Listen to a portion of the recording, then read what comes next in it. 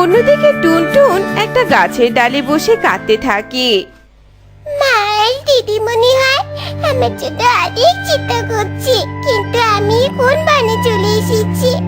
এবার থেকে কি করে আমি মা দিদির কাছে যাব? সৃষ্টিকর্তা আমাকে সাহায্য করো, আমি আমার মায়ের কাছে যেতে চাই। ঠিক তখনই টুনটুনের সামনে টিয়ে আসে। এই ছোট ছানা, এভাবে কাঁদছিস কেন?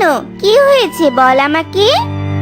আমি বাড়ির ওই পারের বনে যাব, কিন্তু রাস্তা খুঁজে পাচ্ছি না। আমাকে একটু সাহায্য করো না গো মাসি। ও এই ব্যাপার, ওই যে সামনের রাস্তা দিয়ে গেলে পাহাড় পাবি, আর পাহাড়ের ওই পাশে নদীর পাড়ে একটা বন আছে। হ্যাঁ হ্যাঁ, ওই বনটাই তো আমাদের। ওখানে আমার মা দিদি আছে। আমি আসি গো মাসি, তোমাকে অনেক ধন্যবাদ। এই বলে টুনটুন উড়তে থাকে।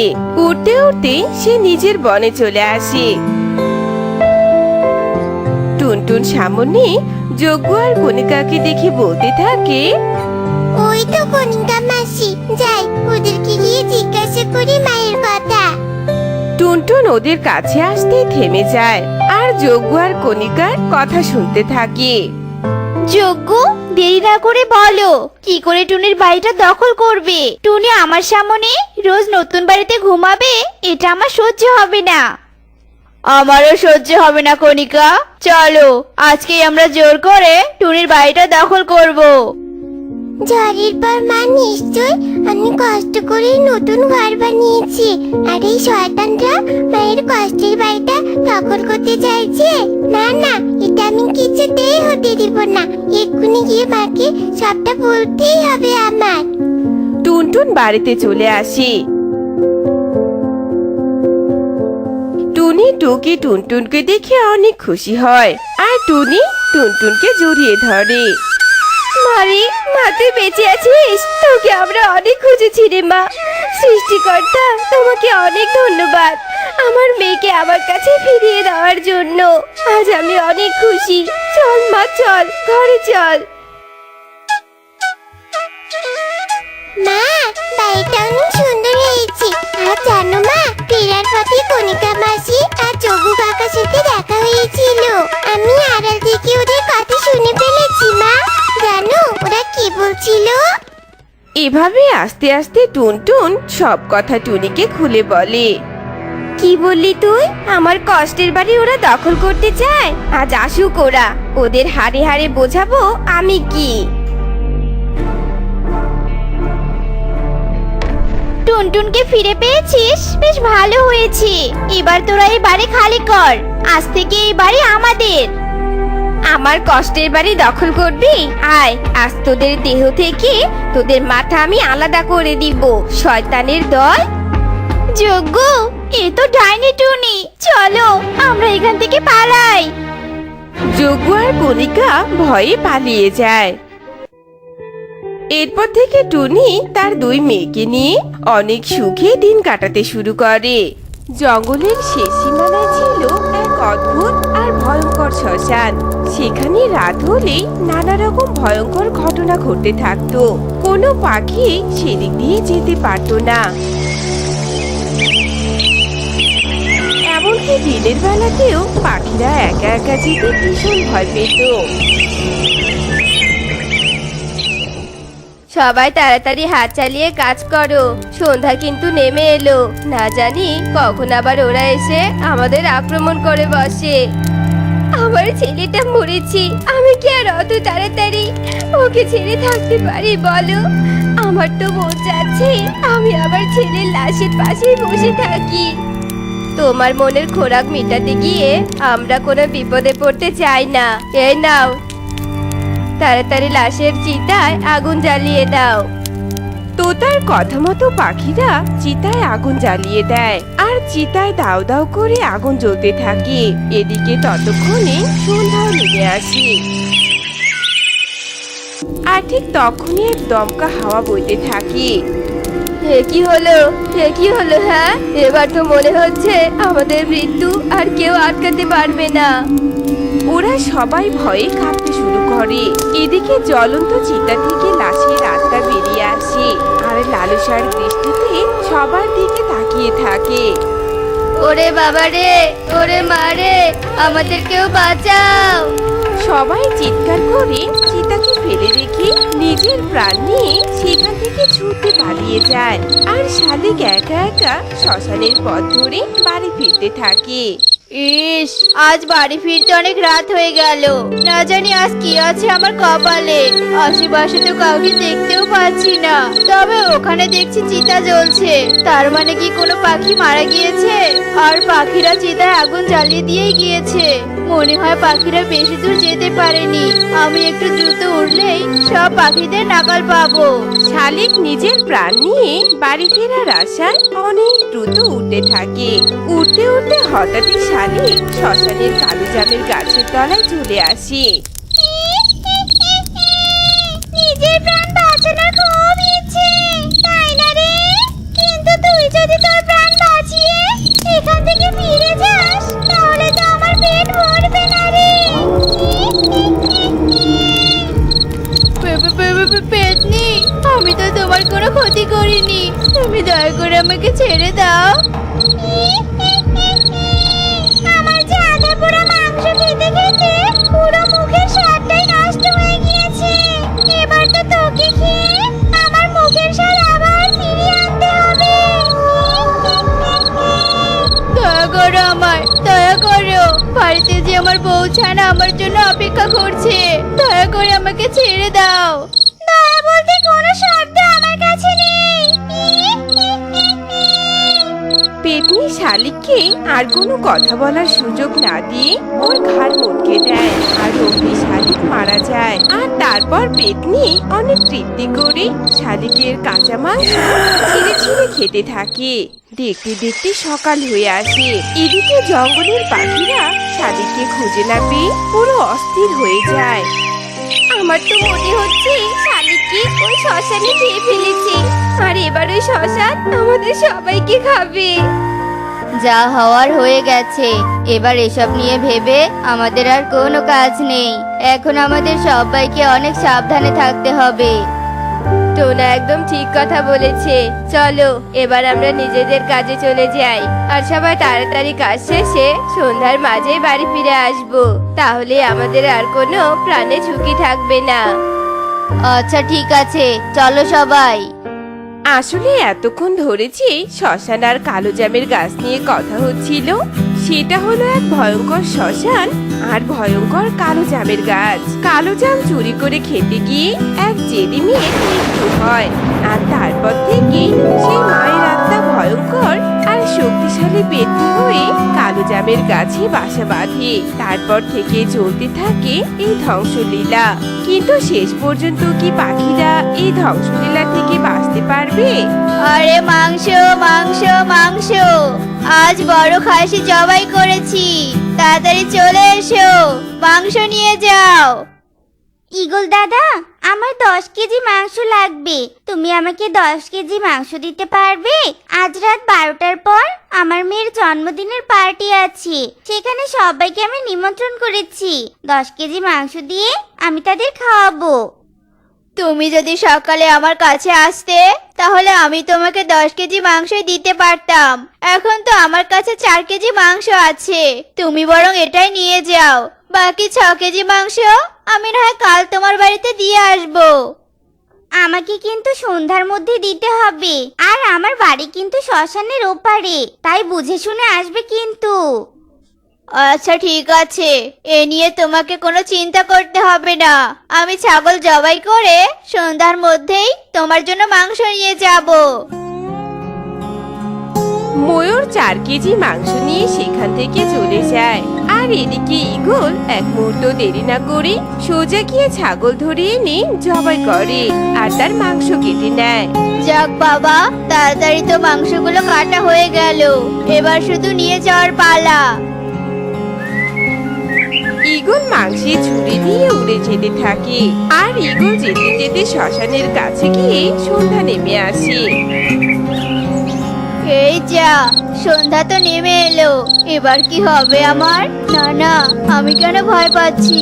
আমি তো অনেক সাহসী একটা পাখি, আর আমার গায়ে তো অনেক শক্তি। এই শক্তি দিয়েই আমি ওই পেতনির সাথে লড়াই করে শ্মশান পার হয়ে ময়ূরের বাড়িতে যেতে পারবো। তুই কি ভেবেছিস আমার হাত থেকে এত তাড়াতাড়ি বেঁচে যাবি? আমাকে দয়া করে ছেড়ে দাও, আমাকে খেও না। তুমি না হয় আমার ছাগলের মাংসগুলো খেয়ে ফেলো, তবু আমাকে ছেড়ে দাও। তোর ওই সামান্য ছাগলের মাংস খেয়ে তো আমার কিছুই হবে না। পেতনি আর কোনো কথা না বাড়িয়ে ইগলের ঘাড় মটকে দেয় আর সে ছাগলের মাংসগুলো খেয়ে নেয়। এই ঈগলকে এখানে খাওয়া যাবে না, আমি বরং এর রূপ নিয়ে ময়ূরের বাড়িতে যাই। সেখানে গেলে আমি অনেক পাখি পাবো আর সেগুলো আমি অনেকদিন খেতে পারবো। এরপর পেতনি ইগলের রূপ নেয় আর জাদু দিয়ে ইগলের মাংসগুলো খাসির মাংসের মতো করে নিয়ে ময়ূরের বাড়িতে যায়। ঈগল দাদা, তোমার আসতে এত দেরি হলো কেন বলো তো? এখন আমি রান্নাটাই বা কখন করব আর সবাইকেই বা কখন খেতে দিব? তোমাকে কোনো চিন্তা করতে হবে না, তোমরা গিয়ে আনন্দ করো, আমি তোমাদের সবার জন্য রান্না করে নিয়ে আসছি। ময়ূর ইগলের কথা মতো সবার সাথে গিয়ে মজা করতে থাকে আর পেতনি ছাগলের মাংসের পরিবর্তে মরা ইগলের মাংস রান্না করে নিয়ে সবাইকে খাওয়াতে থাকে। আর মরা ইগলের মাংস খেয়ে সব পাখিরা অসুস্থ হয়ে পড়ে। আমি তো সবাইকে ভালো খাবারই খাওয়ালাম, তবু সবাই অসুস্থ কেন হলো? তাহলে কি ঈগল কিছু করেছে? ময়ূর রেগে আগুন হয়ে রান্নাঘরে যায়। রান্নাঘরে গিয়ে তো ময়ূরের চোখ একদম ছানা করা হয়ে যায়। ঈগলের জায়গায় পেতনি, এ তো এখন সবাইকে গিলে খাবে। এরপর ময়ূর ভয় পেয়ে বাহিরে চলে আসে আর সবাইকে পেতনির কথা খুলে বলে। এ কি, তাই নাকি? চলো চলো আমরা সবাই মিলে তান্ত্রিক বাবার কাছে যাই। ওরা সবাই মিলে তান্ত্রিকের কাছে যায় আর তান্ত্রিককে সব ঘটনা খুলে বলে। সব শুনে তান্ত্রিক সেখানে চলে আসে। পেতনি, তুই এখানে এসে চরম ভুল করেছিস। এবার তুই আমার হাতে বন্দি হয়ে এর মাসুল দিবি রে। মূর্খ তান্ত্রিক, তুই আমায় কিছুতেই বন্দি করতে পারবি না। তোরা সবাই নিজেদের রক্ষা কর, আমি এক্ষুনি ওই পেতনির শেষ দেখে আসছি। তান্ত্রিক উড়ে পেতনির কাছে যেতে থাকে আর এদিকে পেতনি কালো জামের গাছের মগডালে গিয়ে বসে পড়ে। তুই এভাবে আমার সাথে ছলনা করলি, তবে তোর এই জাদু বেশি দিন থাকবে না। আমি আবার মুক্ত হব আর তোদের সবাইকে ধ্বংস করে দিব। এবারের মতো সবাই বেঁচে যায়। তারপর থেকে শ্মশান নিষিদ্ধ বলে ঘোষণা করা হয়। পাখিরা কেউই আর শ্মশানের ধারে কাছেও যায় না। বাবা, তোমরা কি কোথাও বেরোচ্ছ? তোমাদের দেখে মনে হচ্ছে কোথাও যাচ্ছ। হ্যাঁ রে মা, আমি আর তোর বাবা একটু শহরে যাচ্ছি তোর আর খুকির জন্য কিছু কেনাকাটা করতে। অনেকদিন তো হলো তোদের দু বোনকে কিছু কিনে দেই না, তাই আর কি রে। তুমি সত্যি বলছো মা? কি মজা কি মজা। মা, তবে শোনো, আমাদের জন্য একটা সুন্দর গলার হার কিনে আনবে কেমন? ঠিক আছে রে মা, তুই কোনো চিন্তা করিস না, তোদের জন্য আজ অনেক কিছু কিনে আনবো। কিন্তু মা, তুমি আর বাবা একা যাচ্ছ কেন? আমাদেরও নিয়ে যাও। বোন আর আমি তো অনেকদিন হলো শহরে যাই না।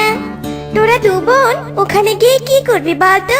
তার থেকে বরং তোরা দু বোনে বাসায় খেলাধুলা কর কেমন? ঠিক আছে মা। এরপর টোনা আর টুনি শহরে চলে যায়। এই বোন, বোন, শুনেছিস বাবা আর মা আমাদের জন্য শহরে শপিং করতে গেছে। কি মজা কি মজা। তুই সত্যি বলছিস দিদি? আমার ভীষণ আনন্দ হচ্ছে রে। মা বাবা কখন ফিরবে বলতো? এই তো সন্ধ্যা হওয়ার আগে।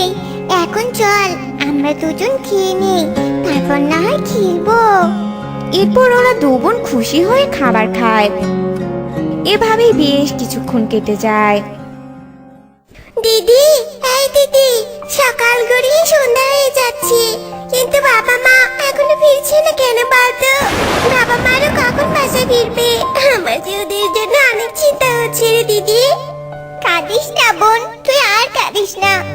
আমার এবার খুব চিন্তা হচ্ছে। মা বাবা তো এত দেরি করে বেরোর কথা না, তাহলে কোনো বিপদ হলো না তো? না, এসব কি ভাবছি আমি। চল বোন, আমরা এগিয়ে গিয়ে দেখি ওরা কত দূর। এরপর টুকি আর খুকি যেই না পা বাড়িয়েছে তখনই পাখি কবুতর টুনি আর টোনার মৃতদেহ নিয়ে বাড়ি আসে। ইকি, বান্টি মেশো, আমি কি দেখছি? মা, বাবা, উঠো তোমরা। তোমরা এভাবে আমাদের ছেড়ে চলে যেতে পারো না। দেখো, দেখো আমাদের মেশো কি করে হলো এসব। কাঁদিস না টুকিমা, এই সব কিছুই যে নিয়তি। তুই ভেঙে পড়লে তোর ছোট্ট বোনটাকে কে দেখে রাখবে বলতো? মা টুকি, আসলে আজ শহরে যাওয়ার পথেই তোদের বাবা মা গাড়ি অ্যাক্সিডেন্ট করে মারা গেছে। আমি সেই পথ দিয়ে যাওয়ার সময় দাদা বৌদিকে পড়ে থাকতে দেখি। কে হতে পারে না। মা, ও মা, উঠো মা, মা উঠো। আমরা দুপুর তোমাকে ছাড়া থাকতে পারবো না মা। মা দেখো, বোনও কাঁদছে। মা উঠো, তুমি না বোনের কান্না সহ্য করতে পারো না। উঠো মা। দিদি, হ্যাঁ দিদি, এটা কি হয়ে গেল রে? বাবা মা আমাদের ছেড়ে কোথায় চলে গেল? কাঁদিস না বোন, আর কাঁদিস না। আজ থেকে আমি তোর সব, আমি তোর বাবা মা, আমি তোকে দেখে রাখবো। এসব বলে ওরা দু বোন অনেক কাঁদতে থাকে, আর কাঁদতে কাঁদতে ওরা দু বোন ওদের বাবা মায়ের সৎকার করায়। বোন, এই বোন, এখনো বসে আছিস যে? ঘুমাবি কখন বলতো? আয় ঘুমাবি, আয়। দিদি, দিদি রে, মাকে ছাড়া আমার একটু ঘুম আসছে না রে দিদি। আমি মায়ের কাছে ঘুমোবো, আমাকে তুই মাইনে দে না রে দিদি। কাঁদিস না বোন, কাঁদিস না, মা আর ফিরবে না। কাল থেকে তুই আমার কাছে আয় বোন, আমি তোকে গান শুনিয়ে গল্প বলে ঘুম পাড়িয়ে দিব।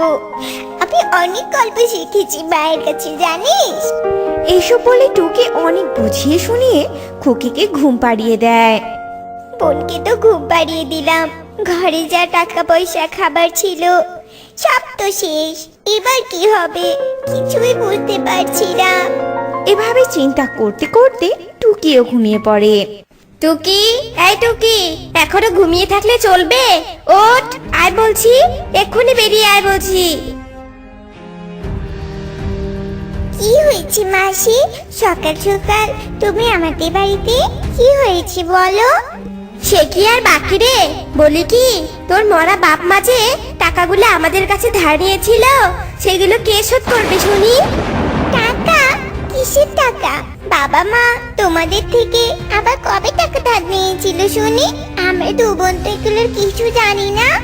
তোদের এসব বলে যায়নি, তাতে আমি কি করব বল? আমি অত কিছু বুঝতে চাই না। তোদের দু বোনকে আমি 1 মাসের সময় দিলাম, এর মাঝে আমার 5,000 টাকা তোরা শোধ করে দিবি, নয়তো এই বাসা থেকে তোদের বের করে দিব আমি। এসব বলে কাকুলি কাক আর কালু কাক সেখান থেকে চলে যায়। দিদি, এই দিদি, ওই মাসিটা ওসব কি বলে গেল রে? অত টাকা আমরা কোথায় পাবো বল?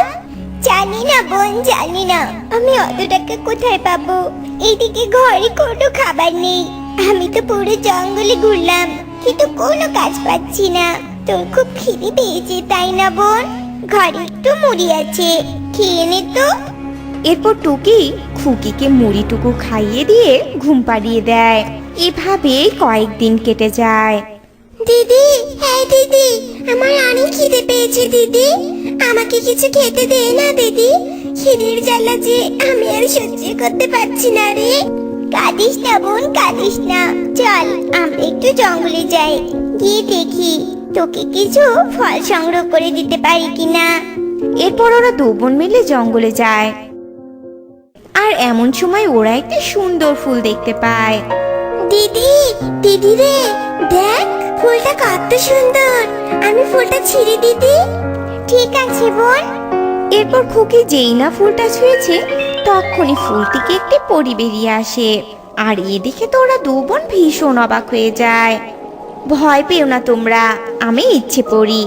আসলে আমি এতদিন এক তান্ত্রিকের অভিশাপে ফুল হয়েছিলাম, কিন্তু এই সৎ নিষ্ঠাবান পাখির ছানার স্পর্শে আমি আবার আমার আসল রূপ ফিরে পেলাম। তোমাদের দু বোনকে অনেক ধন্যবাদ। এখন আমি যদি তোমাদের সাহায্য করতে পারি তাহলে আমি অনেক খুশি হব। না না পরি, আমরা এর বিনিময়ে তোমার কাছ থেকে সাহায্য নিতে পারবো না। আমি তোমাদের খুশি মনে সাহায্য করতে চাই। আচ্ছা, তোমাদের দু বোনের মুখ এত শুকনো লাগছে কেন? তোমাদের বাবা মা নেই? এরপর ওরা দু বোন পরীকে সবটা বলে। সবটা শুনে পরীর অনেক কষ্ট হয়, আর পরী জাদু করে একটি কচু গাছ নিয়ে আসে। এই নাও টুকি, এই কচু গাছটি নাও, এটি বাসায় রোপণ করবে, আর দেখবে কচু গাছে নীল বাঁধাকপি ধরবে। আর শোনো, এই গাছ তোমরা দু বোন ছাড়া অন্য কেউ দেখতে পাবে না, তাই কেউ তোমাদের ক্ষতিও করতে পারবে না। আর মনে রেখো, এই গাছের বাঁধাকপি কোনোদিন শেষ হবে না, তাই এই বাঁধাকপি বিক্রি করে তোমরা তোমাদের প্রয়োজন মেটাতে পারবে আর অনেক টাকা রোজগার করতে পারবে। এই বলে পরি চলে যায়, আর ওরা দু বোন খুশি মনে বাড়ি চলে যায় আর গাছ রোপণ করে। আর পরের দিন ওরা কচু গাছে নীল বাঁধাকপি দেখতে পায় আর ভীষণ খুশি হয়। এরপর থেকে ওরা দু বোন বাঁধাকপি বিক্রি করে অনেক টাকা আয় করে। টুকি, এই টুকি, কি রে, আমার 5,000 টাকা তোরা মনে হয় দিতে পারবি না, তাই না? আমি সবটা বুঝতে পেরেছি, তাই এক্ষুনি তোরা এই বাড়িতে ছেড়ে দে বলছি। না মাসি, তুমি যা ভাবছো তা ভুল, তুমি ভুল ভাবছো। তোমার টাকা চাই তো, এই নাও তোমার টাকা। ভাবতে হবে না যে এত টাকা কোথায় পেয়েছি, অন্যেরটা না চিন্তা করে নিজেরটা ভাবো, বুঝেছো? এরপর থেকে ওরা দু বোন সুখে দিন কাটাতে থাকে।